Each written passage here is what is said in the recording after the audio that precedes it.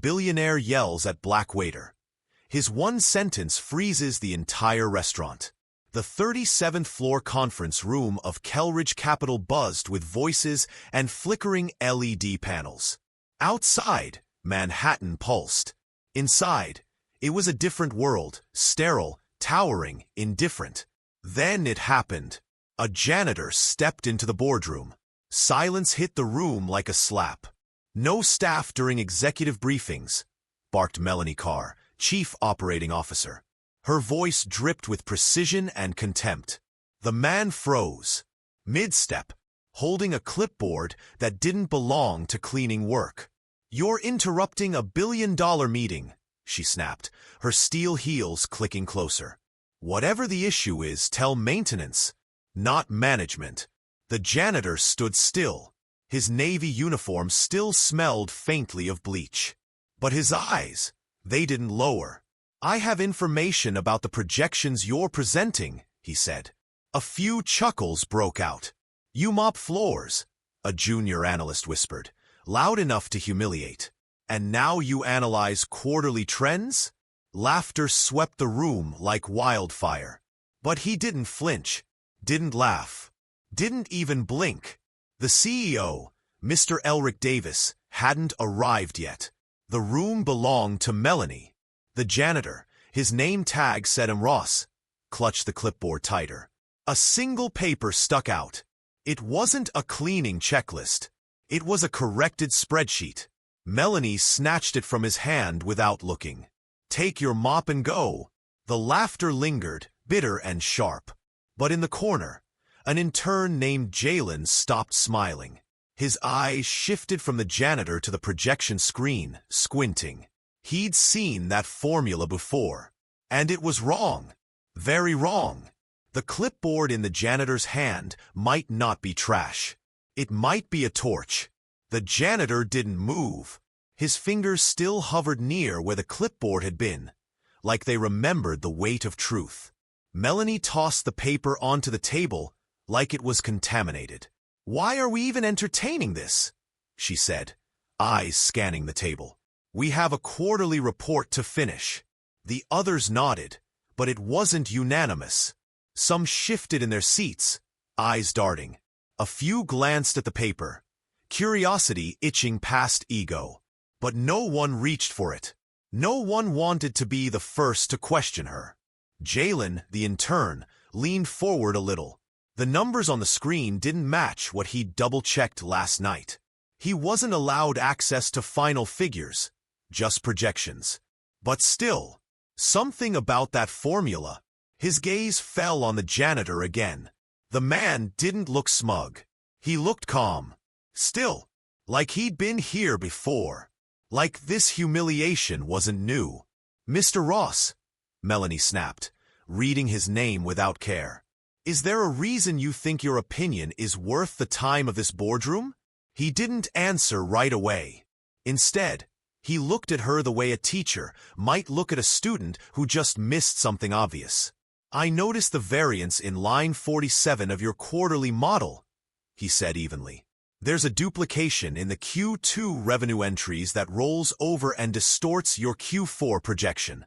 His voice wasn't loud, but it carried. The room went still again. Someone near the screen glanced over at the spreadsheet on the table. It was marked in red pen, neat and careful. Old school, yes, but right. Melanie scoffed. "Even if that were true, how would you know?" Ross tilted his head slightly. "I used to write projection models for Preston Hale before they collapsed," he said. 12 years ago, before my division was outsourced, and I lost my pension in the merger. That was when the air changed. Not much, but enough." No one laughed now. A mid-level manager, Jason from Risk Compliance, stared at Ross like he'd just said he was a ghost. "Wait," Jason whispered. "Marcus Ross?"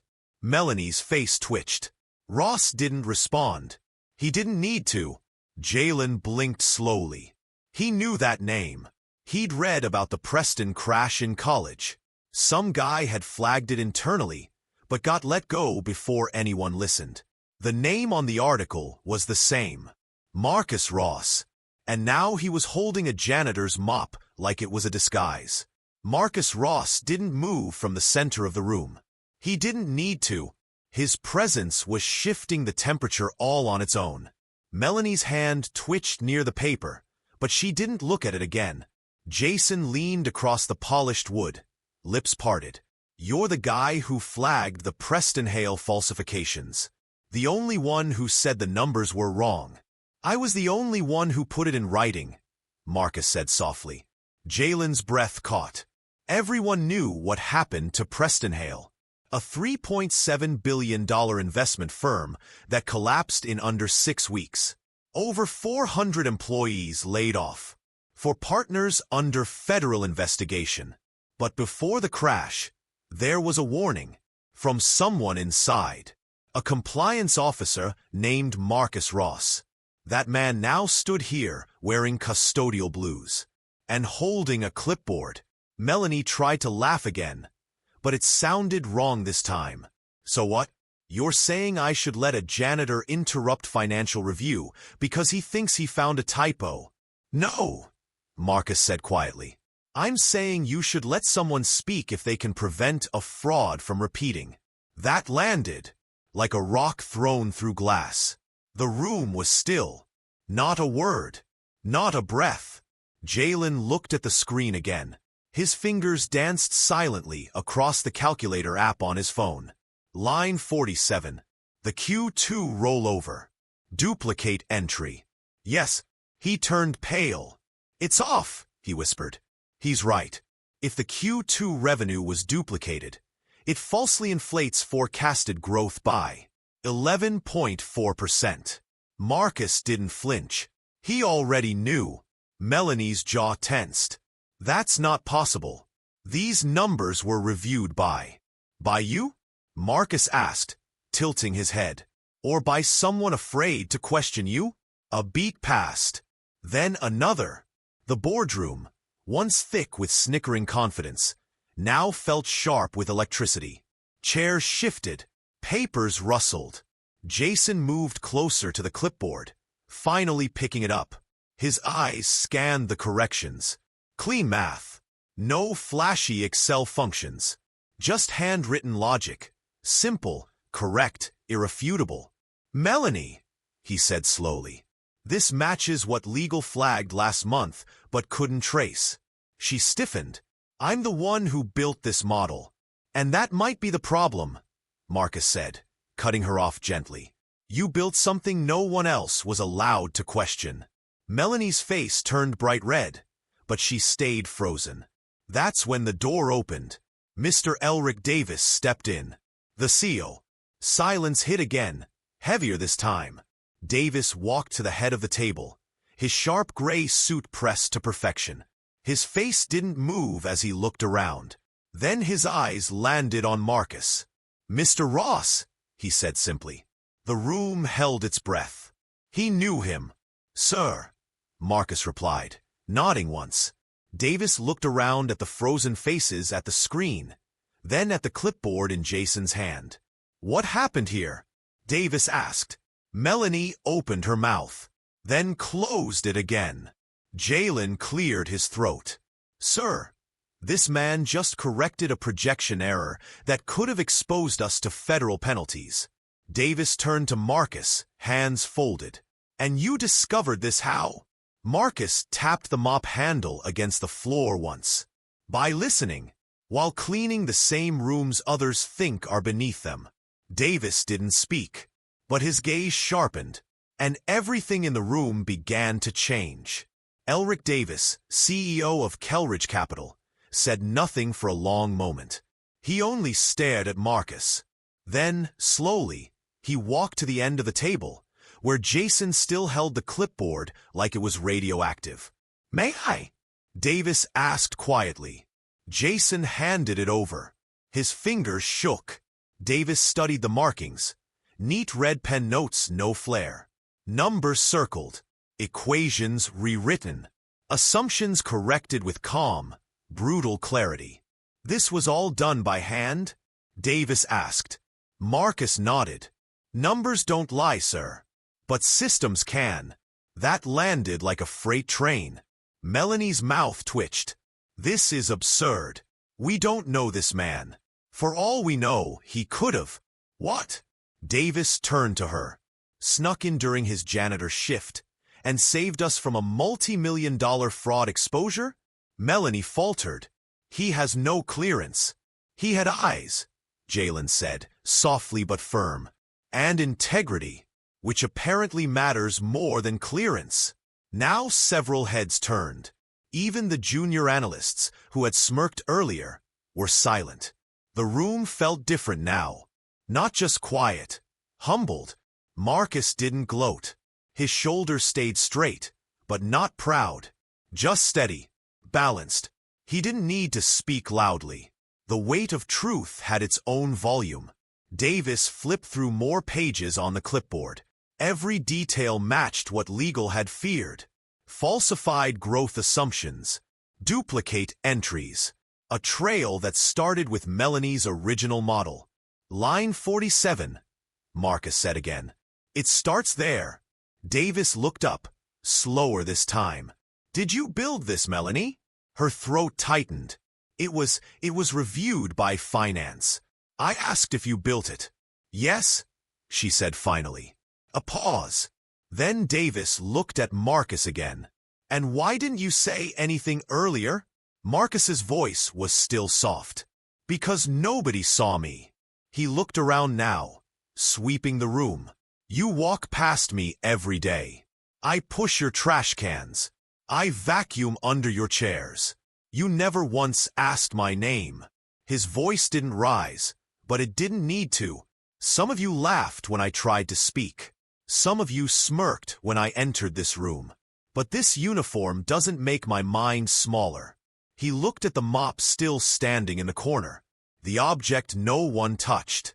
It just made me invisible. Melanie looked away. Her hand clenched against the armrest. Jason cleared his throat. This error would have made us non-compliant with SEC regulations, sir. It wasn't just a mistake. It was negligent. Davis nodded slowly, then turned to Marcus. Mr. Ross, would you consider stepping into my office after this? A subtle shift moved through the room, like something tectonic. Marcus nodded once. Of course. Melanie's voice cracked. You can't be serious. He's a janitor. No, Davis replied. He's the only one in this room who did their job today. Melanie's eyes darted. Her confidence crumbled. Her fingers reached toward her laptop. And stopped. Davis placed the clipboard gently at the center of the table. It sat there now, not as a janitor's tool, but as a record, a weapon, a mirror, a symbol of how a man the room dismissed had quietly carried the truth into a boardroom built to exclude him. And the silence that followed was the loudest thing Marcus had ever heard. No one reached for the clipboard again. It sat there in front of them like a silent verdict. Red ink. Straight numbers. No drama. Just truth. Elric Davis folded his arms, his expression unreadable. Across the table, Melanie was still frozen, mouth slightly open, trying to summon a version of reality where this wasn't happening. Where she was still the smartest voice in the room. Where janitors didn't speak, and interns didn't correct her. She cleared her throat. Look, she began, her voice straining for polish. This is clearly a misunderstanding. I may have made a slight miscalculation, but there was no ill intent. Jason looked at her. Intent doesn't change impact. Her eyes flicked to him like a warning. Davis spoke next. You pushed this model through knowing it wasn't independently verified. I didn't know it was wrong, but you didn't let anyone double-check it. Melanie stood now, her voice rising. So what? You're all suddenly taking advice from the janitor? I'm taking advice from the man who prevented a financial disaster, Davis replied calmly. And I'd advise you sit down. The words weren't loud, but they dropped like a gavel. She sank slowly back into her seat. Her face was pale now. Everyone's attention turned to Marcus again. He stood with quiet dignity, still not taking the seat offered to him earlier. "You didn't have to speak up," Davis said. "You could have just let it crash. Let them fall." "Why didn't you?" Marcus paused for a moment, as if carefully weighing something invisible in his mind. "I've seen what happens when nobody speaks," he said. "It cost me everything once. My pension, my job, my name." He looked around the room. "Truth is, I never stopped looking at the numbers, even when I was scrubbing bathrooms, because I still believed someone might care." The room stayed quiet. Davis took a breath. "Well," he said finally, "someone does." He turned toward HR Director Ms. Laurel, seated quietly at the far end. "I want Mr. Ross vetted immediately. Clear him for compliance review and partner him with finance this quarter. Get legal to draft a full protection clause. Retroactive." Melanie shot up. "You're promoting him?" "No," Davis said, his tone sharpening. "I'm protecting him. Then I'm listening to him." Marcus blinked. Jalen looked at him like he was watching history happen. Then Marcus smiled, not with pride, but relief. The kind you see when a person finally exhales after holding it in too long. Someone finally saw him. Melanie tried again, voice barely holding. "This will damage our image. Only if we don't fix it," Davis said, "which starts by valuing the people we pretend not to see." Then he looked at Marcus. "Anything you want to say, Mr. Ross?" Marcus looked at the mop leaning in the corner, at the clipboard on the table, then at the faces finally paying attention. "Yeah," he said. "Sometimes the people cleaning up the mess aren't the ones who made it, but they see exactly how it happened." 6 months later, the nameplate on the glass door now read, "Marcus Ross, Director, Internal Risk and Audit, Kellridge Capital." Inside, the office was simple, clean, no awards on the walls, just spreadsheets pinned next to policy memos, and a framed photo of Marcus's daughter holding her college acceptance letter. The same mop that once leaned in the boardroom corner now stood proudly by the bookshelf, polished, untouched. Not as a tool, as a reminder. Marcus looked over his screen. This week's training module was ready. He had drafted a new employee onboarding workshop titled, "What the Quiet See." It was mandatory for all new hires.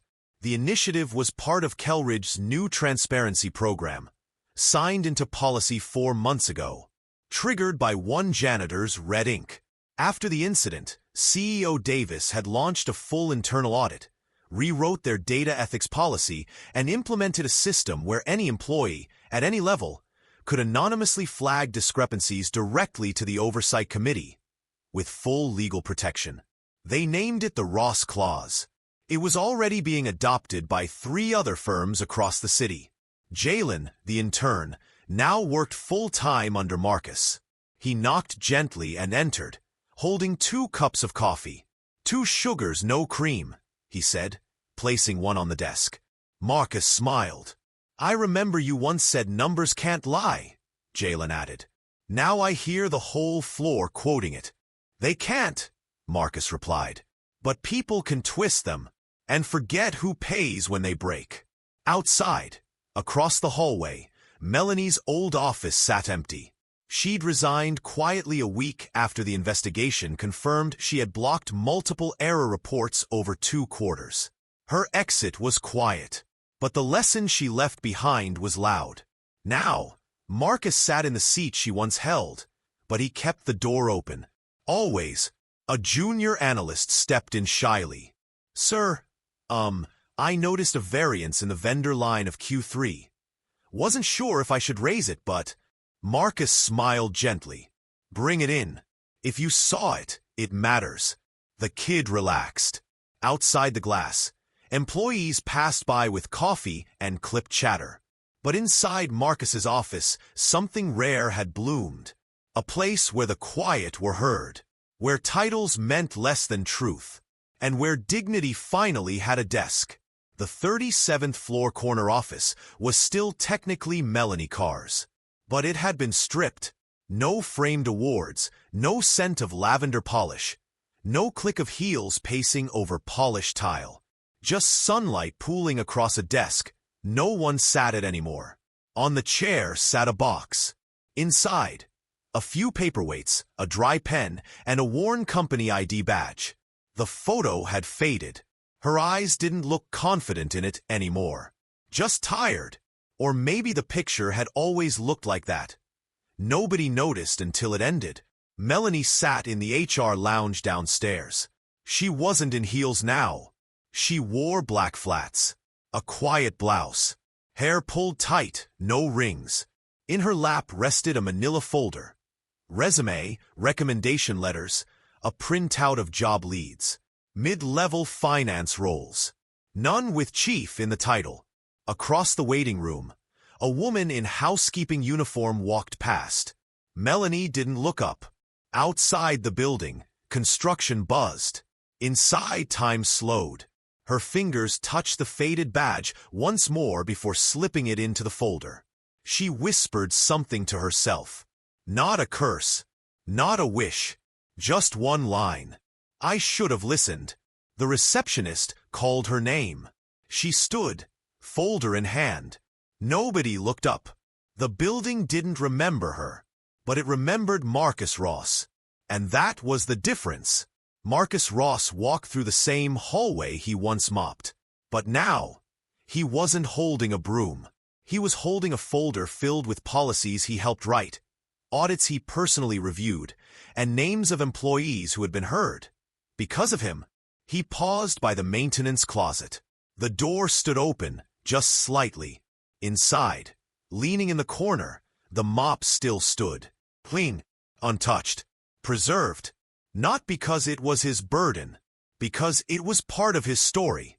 A tool once used to make him invisible had become the symbol of why he would never be unseen again.